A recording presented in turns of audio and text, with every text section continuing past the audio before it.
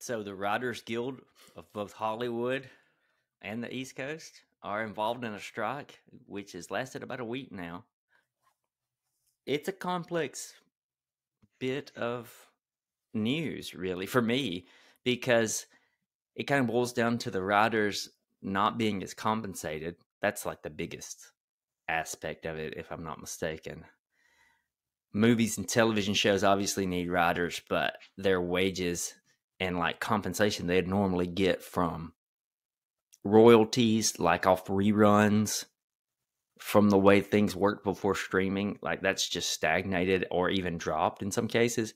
And streaming doesn't have to pay for those royalties. So it kind of makes sense that there is a strike. Seasons of shows are much shorter too, with all the streaming, and even on broadcast, they've shortened them in many cases. I think there's this idea that writers can't write but for like one show at a time. They're kind of contracted, and they aren't allowed to be on the set of the show that they're writing for. In some cases, that might have been a COVID thing that's been carried over for a bit too long. All kinds of reasons for this strike, but if we had to boil it down to anything, it's the same old, same old. CEOs make billions and writers make paltry amounts. It's about the labor. And Natalie, messaged me earlier in the week and said, do we want to talk about it? We are a TV and streaming podcast. That's like our forte. We are not an Inside Hollywood kind of podcast. In fact, that's also part of our forte. We give you that sort of average Joe, hopefully intellectual bit of analysis. But so is there anything you guys wanted to add to that or say? I always like a good strike. Hey, I'm for it. Yeah, strike. Get what you need. I'm for it. I'm part of a labor union, by the way. Yeah, me too. I'm solid. My dad told me when I was growing up, I always support the union, and I think he's gotten away from that idea, but but he said it, and now it's stuck. So all right. It's going to be interesting in a couple of, I guess, within the next year or two, what shows are affected by it. Because you remember back when it was like 2007, 2008, that strike, and like when you rewatch shows from that era, it's like, this is a weird short season. Something weird has happened in this time. So it's going to like House of the Dragon's going to potentially be affected. I don't think Severance is ever coming back, honestly. This may be the final nail in that coffin. It's going to be interesting. It took effect immediately with Saturday Night Live this past weekend. It had to cancel. The late night shows are running reruns. Yep. The longest strike ever for writers was in the 89. It was like 153 days, and that, if you look at what happened, that's when reality TV became kind of a thing, I guess you would say. And you're talking about the one in, what was it, 07, 08? Yeah. And if you watch Breaking Bad, that's the one show I remember you're thinking you can pinpoint where the strike affects it. Absolutely. Mm-hmm. It hit The Office too, I remember, because The Office was still on TV and I was watching it, and it's just a very weird short season, like Natalie said. Like, yeah, especially for broadcast. Even back then, they were still 22 episodes a season. Mm-hmm. Not so much except now, this one. Except for that one. That one lasted 100 days, and some people were, and it boosted reality television too. Like, if you look at those numbers, suddenly there's more reality TV, even more, and that's probably going to be a reverberation of this one. I bet we end up seeing cheaper to make television or television you can make without writers.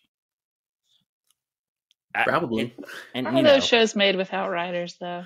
Wink. Yeah, unscripted. Well, there's also this notion that you could, if the executives feel like they've got the show in the can already, that they might push ahead and try to make it. It's a writer strike only. Directors and actors could still continue.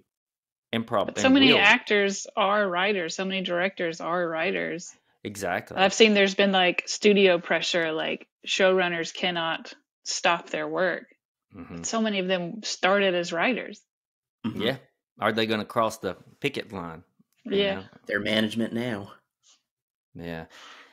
We'll see. The immediate effects, of course, are the live stuff, Saturday Night Live and the late night shows, which really, we rarely mention those things. But the other things might be, if depending on how long the strike lasts, it could be in December or January of next year. If our memory will last, we'll try to think, oh,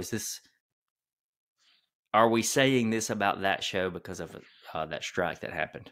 And hopefully it'll be short and everyone can not everyone, the writers can get what they want. Speaking of writers, we'll move on. Do we have to? Should we just go on strike? Yeah, are we on strike? We're not on strike. We're not even paid. We're definitely not writing anything. No, we are not. Totally unscripted. But scripted TV, some of the best. We got Barry. We're checking on Barry. Bill Hader and Alec Berg on HBO. It's coming in for its landing for its 4th season. We got the titular Barry busted out of jail thanks to a really horrible attempt on his life from a unnamed character played by Fred Armisen. Well, I think he is named because Fred Armisen's playing a hitman / podcaster, which is right up our alley. Killing Barry, they record on Thursdays, so Killing Barry won't interrupt their recording schedule. That's so good. Barry, the series, is taking a lot of hits at some things that are near and dear to our hearts. We'll get into some of that. But Barry, the character, quickly able to suss out that Armisen's hitman / podcaster was there to murder him. And in Barry fashion, he kills everyone in the room, and the door's open for him to escape right there in this weird room at prison. Is it special housing or something like that? That's right. Yeah, that's Fuchs keeps calling it. Calling it.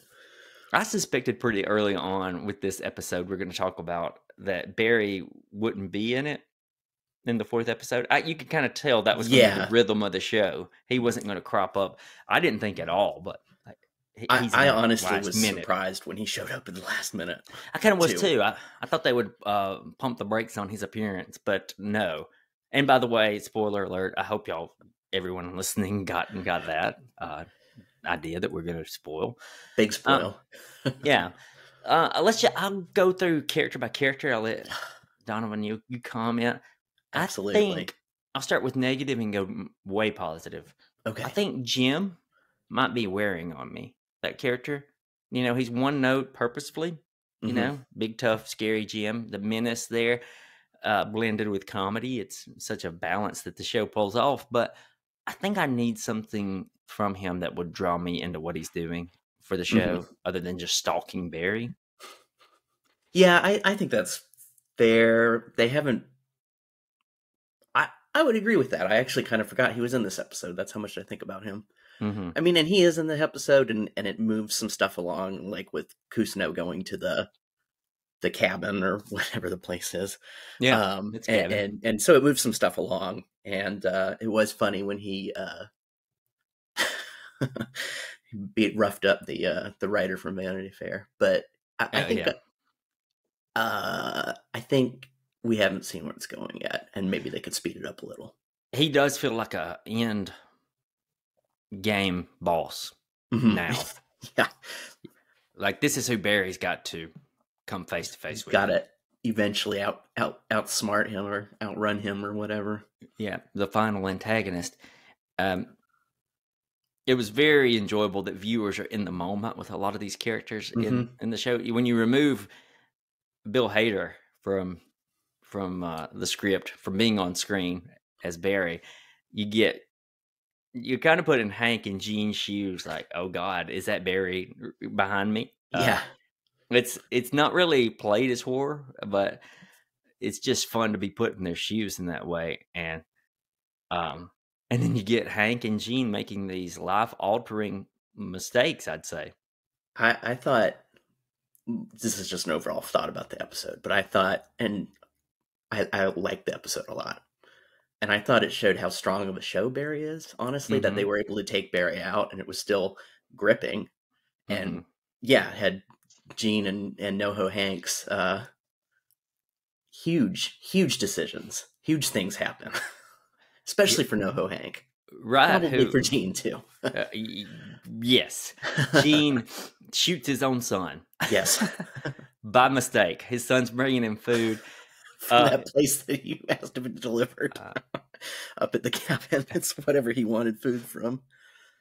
This is one of the many great things about Barry is when I tell you this out loud, it's going to be so much funnier than the way it is displayed on the screen. In the moment, it's kind of played for shocks, but he was shot with the gun Rip Torn gave Gene Cousineau. When you say that out loud, it's just hilarious. Isn't that the gun that last season he tried to use on Barry and it fell apart in his hands? Yes. Yeah, it finally works, unfortunately, at the wrong time. Also funny that the knock that Hader takes against comic book movies in this episode with you've got the fledgling actress in a superhero movie with really bad lines. And boy, did it feel like a punch to Marvel getting Chloe Zhao to direct such a shitty Marvel movie. Absolutely. And it was, it was pretty on the nose humor, but I did like the director being like, when they watch this movie, they'll know this was by the director of whatever her art house film was. Coda, that's what it was. Yeah, award winning. Yeah, and that was really her. Yeah. You get Chloe Zhao directing one of the worst Marvel movies with Eternals, and she had directed one of the best movies of the previous year with Nomadland, or the couple of years. Even Sally's constant selfishness there in that scene doesn't help Hollywood. That's centered on looks. Barry manages to dig into a lot of that Hollywood stuff that even middle America might find amusing to poke at, even a layman might relate to, like streaming's really vague way of handling what they should, push, and Hollywood's attention to the superficial, which I'm sure a lot of people can relate to beyond the West Coast. Yeah, this is a thought I had. Is it Sarah Goldberg that plays? That's right. I really loved. She's acting really well this season, I think. Yeah, she's got more to do than ever before, and I really, really liked. It's just a small little thing when she is doing the monologue to try and purportedly try and help the actress through. The way she turns around and just stares at the director doing the monologue and steps really, in the line of sight. It's really funny. It was really good, and she just, I don't know, there's something about the way like she pulled it off. Like I'm always kind of fascinated when like actors are acting at acting. Yeah. Sometimes I can be, yes. Shows about, when you have television shows about television, or you hear a song about songwriting, I can get bored with those pretty quickly. But Barry's managing to do it quite well balanced. Very interesting, intriguing. Yeah. The Hank and Cristobal stuff, man, pretty jarring. There was one of my favorite jokes came from out of that, where they raided the Dave and Buster's. They thought that they were just going to be in the Dave and Buster's all the time. They got a tip from an informant that it was their headquarters. But oh God darn it, I looked up his name before. The guy who plays NoHo Hank, Anthony Kerrigan. That's right. Anthony Kerrigan was great. Yeah. Because he's actually like chilling at times. And he's pleading, and he loses his, like, he goes from really funny to kind of scary. That's right. 0 to 60. And he does. And I think the show has hinted that could happen. Yeah, it has. But he's never quite pulled the trigger like this before. Yeah. Almost literally. Yeah, I thought the scene where he's like begging Cristobal not to go. I mean, we all know what's going to happen. Yeah, we do. But does really Cristobal know? I don't know. I think he must, right? Because Hank keeps saying, "You know too much. You know too much. You know too much. Don't leave." Yeah, it seems as if at some point Hank might have said, they're going to kill you, but I guess he couldn't quite say that with them there. Maybe that was it. And it does seem like the show's going to do a massive. I say massive. It seems like it's like an 8-year time jump to have Sally and Barry married with like a, I don't know, 8-year-old kid, 7-year-old kid, give or take. I read Bill Hader said that the inspiration from the time jump came because they were curious what would happen if these characters got everything they wanted. Wow. Which I think is kind of an intriguing premise, right? Like the show's gone almost as far as it can go. What would happen? Yeah. I didn't see it coming, but that final scene somehow seemed futuristic and bucolic at the same time. Yeah, it was I mean, at first I thought it was a fantasy thing, right? Because it's so clearly supposed to remind you of Barry's flashbacks. That's it, yeah. And then it's clearly not. Well, there's something to be said probably about his future looking a lot like his past when Fuchs first met him as a kid. We suspected that this season would be darker, but ending up married to a known serial killer is pretty dark. I guess. Dark. Getting what you want in some cases can be pretty dark. Yeah. Maybe that's the point. I mean, I'm really intrigued. By, like I said, by that premise, because it's like, what would Barry getting what he wants look like? Because he kind of, what am I trying to say? He tries to use things as a replacement, to replace something that's missing in him. And I think that he thinks that those things will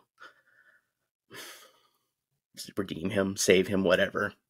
And Sally's one of those things. And we'll see what happens. If he does get everything he wants, that probably means Mr. Cousineau's next door as the grandfatherly figure to his kid now. I don't know. I love you, Mr. Cousineau. The father figure to Barry and the grandfather figure. How many episodes are left? This was episode 4. I think they're doing 8. Okay, so for like 4. Wow, they got room to do things, especially if they're going to stick with the time jump, which I think they're supposed to. That's my understanding. And we'll see what happens to. It's really interesting. Well, maybe not really interesting. It was a good time to do a time jump because all these big things happened, and then we're going to get to see the fallout without any of the intervening stuff. Right, you strip away the sort of mandatory grieving and things like that, which I've seen shows have so many problems with that. Just take something as simple as The Walking Dead. It's like so-and-so dies this episode. Okay, well, next week we have to spend a whole hour with someone crying about it. And it bogs things down. I don't think Barry would ever do that, but it certainly circumvents that kind of thing. It does. Okay, if I may, I'll take a little moment here. I want to shout out a commenter on our site, the Alabama Take. It was a very kind guy who left one, and I'm willing to bet he was the same person who also went on Apple Podcast and left a review that said, thanks for helping him sort through the show Beef. So that was really cool. If you wish to do the same, by all means, head to the alabamatake.com and you can comment there. You can find us on Apple Podcasts and just say, what about the episode you liked? Stuff like that's really cool to see, and I always love it. It's nice. Let's check in with the usual crew here. If you're new to the podcast, with me, he's already given a lot of thoughts so far. He loves a damn book about a war. Donovan Rodwell.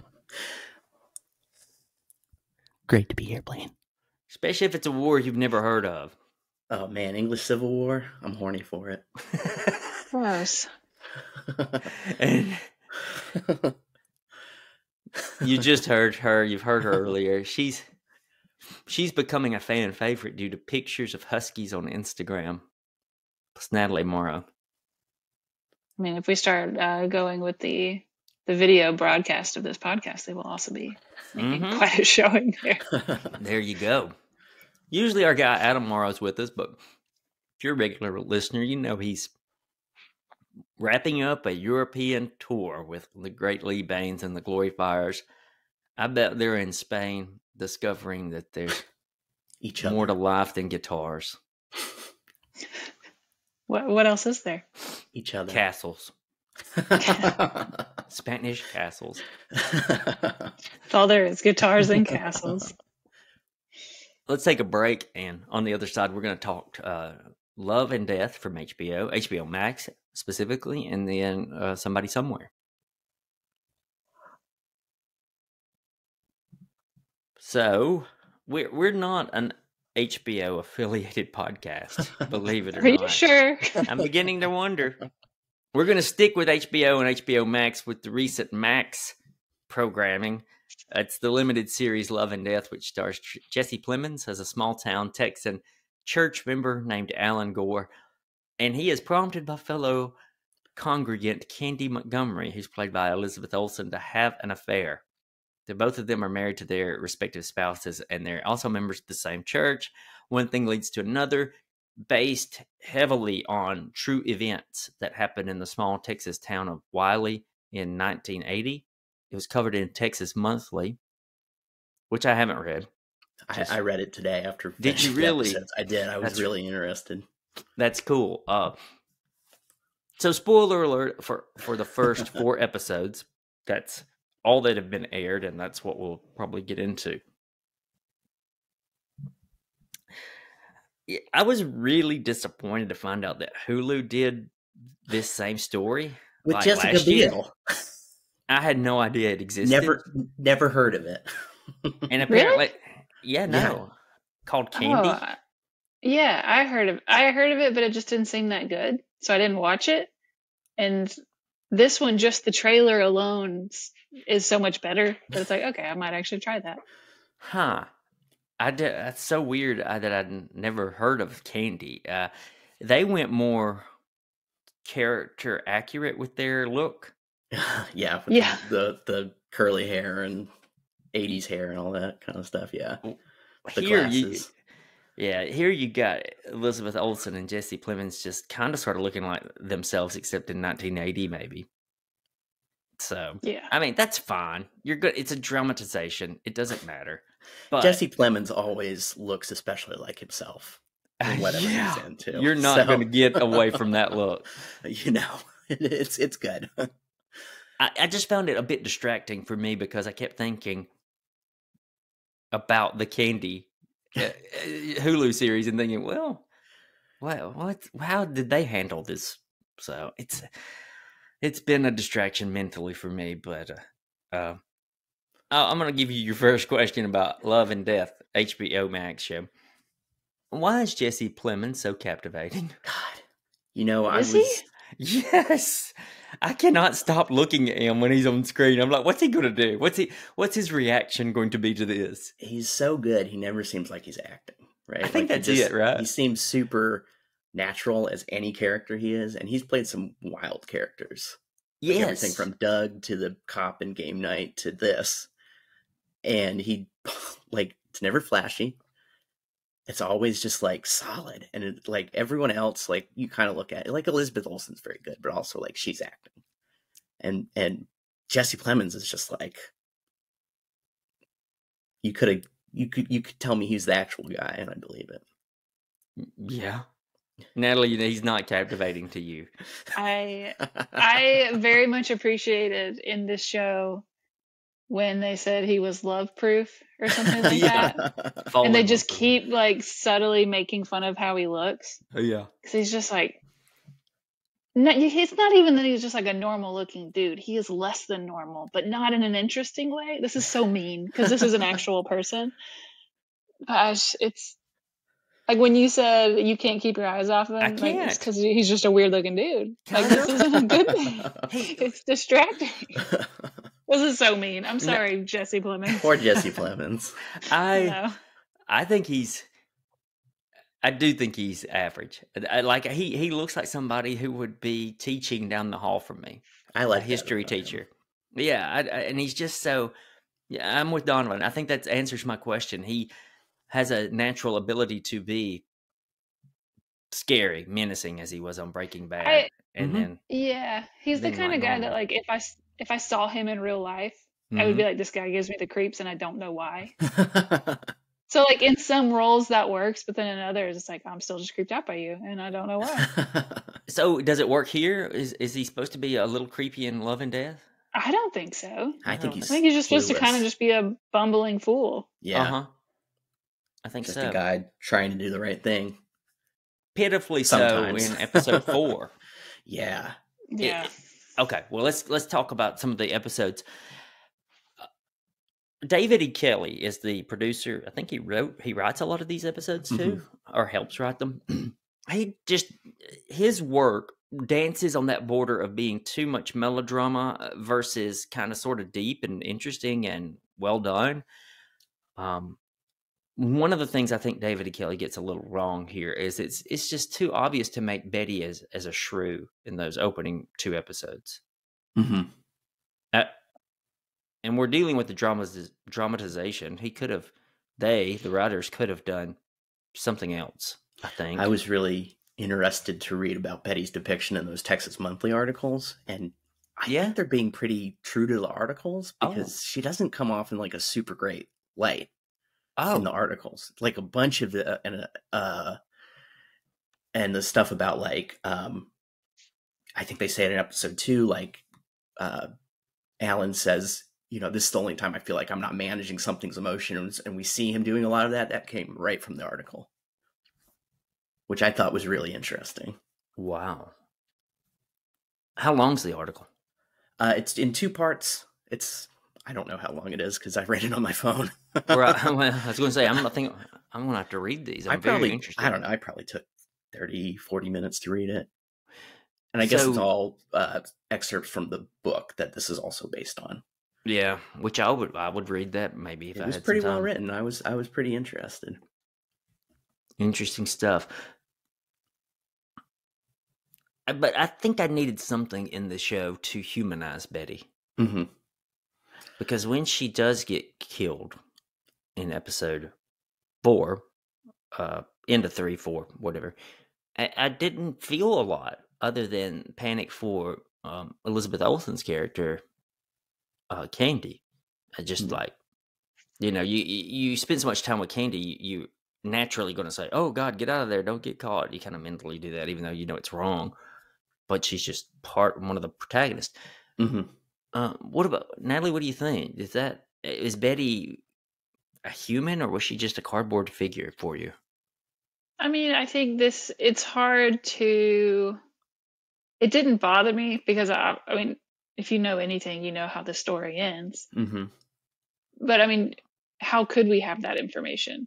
This is a woman who is no longer alive. Like Candy is still alive. Old husband dude is still alive. Like they've been able to tell their stories and what happened. Whereas you can't just fill in the gap. I mean, you can, but that's fiction to fill in the gaps for. Yeah. No, well, yeah, it would have had to have been fiction. It would have had to have been a dramatization. Which I think this story, I read an article that was a comparison of the 2, of Love and Death and of Candy. And that was one of the big differences, is they put a lot more narrative for, I can't remember her name. The wife, whatever. Anyways, they added more to that story than Love and Death did. Because it is more of a more dramatization, more of a fiction type, I guess. Those first 2 episodes really felt drawn out to me. So yeah, I think that's why all of these episodes feel like 2 hours. It's true. They do feel really long. Like I'm not enjoying myself. That's true. As much as I can. Like I'm not sitting there like I'm so bored or looking at my phone or whatever. But they feel really long. And there comes a point like 35 or 40 minutes in where every shot I'm like, is this the final scene? Like every single time they do a scene break. And I'm not advocating for them to be, 30 minutes, but I think a nice 45 to 50 minutes is good, because there are 2 episodes there that are like a full hour, the full hour, 60 minutes. And I'm curious that it's a little drawn out in that way, yet they choose not to maybe just have a 2-minute scene where Betty's hugging her daughter or something, just something to give me like, okay, she was a human. But you know, like Natalie said, the focus is about the murder, and I didn't know a lot coming in at all. I assumed she was going to murder Alan. Oh, that Candy would murder Alan? I thought maybe he wanted to break it off and she murders him in one of the hotel rooms. That's what I thought was coming. No, I didn't know anything. And I sure as shit didn't know there were women pastors in the late 70s. That was honestly a surprise to me. I was like, what denomination are they supposed to be? So it's Methodist, right? Yeah, they're Methodist. Yeah. Is that true? That they were Methodist? Yeah. No, that there were women pastors in the late 70s in the Methodist church. More liberal Methodist churches, yeah. Okay, I went to a very strict Methodist, which was pretty much Baptist, you might as well say.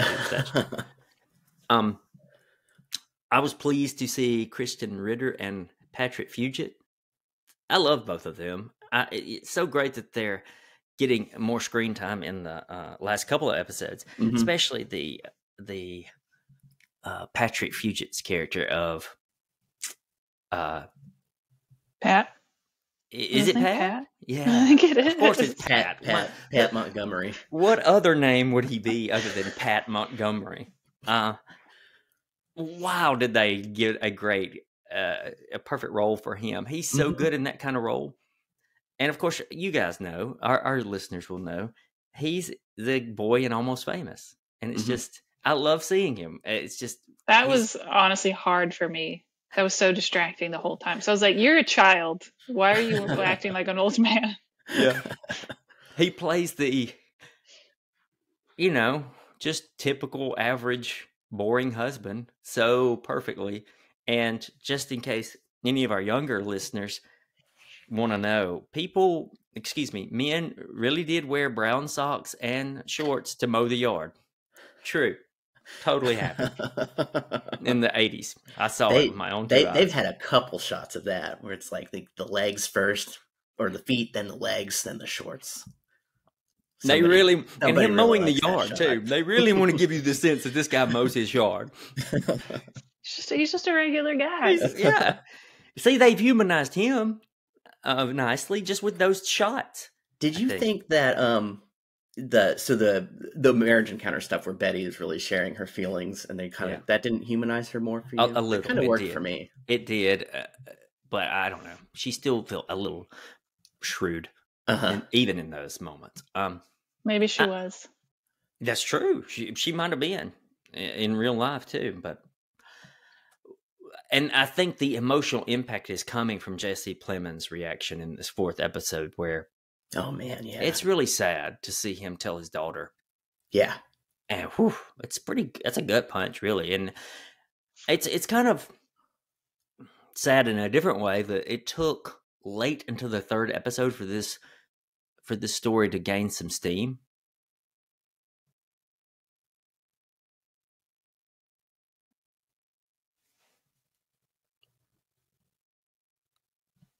We lost you there for a minute. Oh, I'm sorry. I said that it's really sad in a different sense that it took until the middle of the 3rd episode for this series to gain some steam. Yeah, I would say, it kind of goes with like these episodes felt really long. Like the first 2, it was like, okay, I get it. They're having an affair. They pushed that. And it was, I wasn't bored. Like I wanted to watch it, but it doesn't really get kicked. I mean, it's good, and it sets the table really well. Elizabeth Olsen and Jesse Plemons are very good together. You can kind of see like what they're both getting out of it. But yeah, like it really shifts into high gear when it's like, what is going to happen now that this thing that can't be undone has been done, and she's trying to hide it. Yeah, the series goes 7 episodes, and I was really curious as to how they're going to get 3 more episodes out of the rest of, again, me not knowing anything. coming in completely blind. What could they get out of it? Well, she does go to trial, so they'll probably have that. The guy, the lawyer at her church, that's her trial lawyer. Who's an interesting character actor. He was in Natalie. Did you watch Iron Fist? No. Yeah, he's in that, and he's good in it. Huh. He's good. He's a pretty good actor. I liked seeing him when I see him on screen, and I just remember him. He was in a lot of those episodes of Iron Fist. He had a big role. It's funny that I think Elizabeth Olsen's overselling a lot, but I think it's because she's using that to show that Candy oversells. Like Candy has to be boisterous and big to hide some of her demons. Long before she does any sort of murderous axe chopping, she, is trying to be, look how good I am and over the top.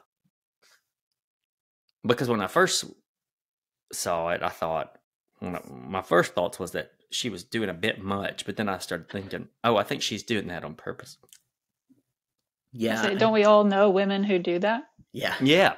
It's just a very Southern thing. It really is. Especially in that time period, I felt like it was even more. And I think, and this is, maybe I'm wrong, because it depends on where the next 3 episodes or so go, but I do think that it was a little bit to like build it up more so that when it all unravels, it's that much more compelling, dramatic, when she can't be perfect anymore, when she doesn't do the right thing. Yeah. Nice use of using the classic filming technique of the door frames. Like in episodes 3 and 4, there are more door frames to give you that claustrophobic feeling of entrapment. And I'm a sucker for a on the nose moment that, hey, we're in the early 80s here when you got the baby riding up front in the pickup truck. It's like, yeah, that's what I grew up with. That's what I've got for Love and Death. It's not horrible by any stretch. It's pretty good, but sometimes it's just the actors that are making it like making me really want to watch it. I think that would be my overall review too, where it's like, if this was done, like it's fine, right? Like it's fine in the way that a lot of stuff that's like prestige TV or something that has the trappings of prestige TV are often fine, where it's like they kind of know how to walk the walk, maybe not talk the talk, but maybe not quite walk the walk. So I think with different actors, because they have a lot of really good actors in this, and I think with different actors, I wouldn't be as compelled, because I do want to see what happens now. I agree. Even the little squirmy preacher is he's sort of a known actor. What is it, Pastor Ray? Is that his name? Boy, they hate his ass. No puppet shows. I mean, who doesn't want a puppet show? I just loved, this is neither here nor there, but there's, Pat just nails the line where he's like, when she leaves for the weekend or whatever, and he's like, she's gone to strengthen her commitment to our Lord and Savior, Jesus Christ. And I'm very proud of her. Nails it. We just talked about Somebody Somewhere last week, but I think it warrants a bit of a short little talk here at the end of our episode. Natalie pointed out we probably want to discuss this one. I remember nothing about this episode. Oh, really? Except for the end. That's why I'm here. That was one of those scenes where it's like, is this too much? And at first it's too much, and by the end it's just hilarious. It was perfect. Yeah. I was crying. We'll spoil the second episode in case you don't know what we're talking about. So it's Poker Night with Fred Rococo.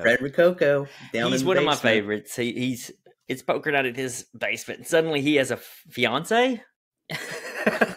Just show up that he's never told anyone about. Don't you love the reactions there, where Sam's just like, "Who the hell is this?" She's just hanging out. Yeah, that was great. But it does create this I think what's going to probably be the motifs of the season where Sam and Joel are doubting themselves because of where they've been. So, you're kind of moving away from the grief of the first season. But Sam's been asked to sing at the wedding. Joel's been asked to basically officiate, or whatever you want to call the wedding. I guess officiate would be good. Yeah, officiate. Yeah. Joel's going to do the ceremony. And so we get that inner turmoil. This show does cool things with inner turmoil. And I think that's maybe not. We're only in the second episode, but that does seem like it'll be a part of what they'll examine with some of these characters this year. Yeah, like the other person that immediately springs to mind when you said inner turmoil is it Trisha, the sister? That's right. And she's definitely more. She was a big part of the first season, but at least maybe I'm wrong, but my impression is that she's more front and center, at least in these first two episodes. She was sort of Sam's foil in the first season. And now they're both dealing with maybe not quite knowing what is going on in their own ways. Mm-hmm. Bit of renewal. Yeah. Kind of sad that Trisha doesn't have her store anymore, and she's working in a Walmart. And like a Walmart type place, or like a Hobby Lobby kind of place where she would be doing a similar thing, but for a corporate entity. Customers can't even get her name right. She's wearing a name tag. Oh yeah. Sam's gonna seek out her old piano and performance teacher. So kind of, and it looks as though Joel's gonna have to dip back into his time as a church-going guy and figure out what is it we can take from the past and use for the present. So could be cool. Could be an interesting concept. But this is now the show where Joel and Sam are intimate as friends by simultaneously having epic diarrhea on the phone. What's the line? It's gross, but it's good. Isn't that what she says? We've all experienced that in a meal. Oh yeah, good. It's gross, but it's good. Yep. I thought you meant we've all experienced just epic diarrhea because. I mean, if we're being honest with ourselves, yeah. What killed me was the accuracy of the pauses. Like, oh, I'm fine now. I'm fine. Oh no, I'm not. And then just how did they film this? That's what I want to know. The behind the scenes. Brilliantly. How did they capture this? Every time they hit mute, like they just nailed it. Yeah. And then they have to resume having a normal conversation. And then Sam doesn't hit mute. I'm with Donovan. My first watch or my first few minutes with this scene, I thought, my God, I don't know if this is that funny. And then I was like, no, it's pretty funny now. But just the pauses is what kept getting that me. Was like by the end of the scene, it was like, this is the funniest thing that the show has ever done. And they were doing the candy thing. The overdue, oh, I'm just fine. Yes. And then oh Jesus, I'm not.